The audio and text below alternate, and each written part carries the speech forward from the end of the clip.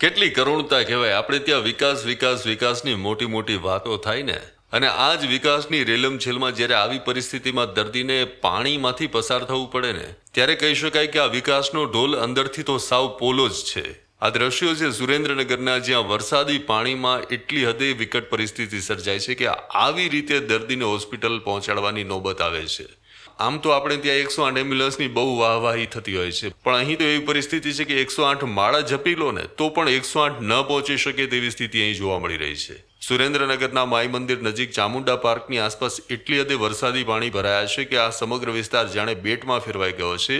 અહીં પરિસ્થિતિ એવી છે કે કોઈ દર્દીને હોસ્પિટલ લઈ જવા માટે કે 108 એમ્બ્યુલન્સ જ્યાં સુધી પહોંચે ત્યાં પહોંચાડવા માટે આવી રીતે અડધો કિલોમીટર કેડસમાં પાણીમાંથી પસાર થવું પડે તેવી સ્થિતિ છે. અને આવી જ વિકટ પરિસ્થિતિમાં લોકો અહીં જીવવા મજબૂર બન્યા છે.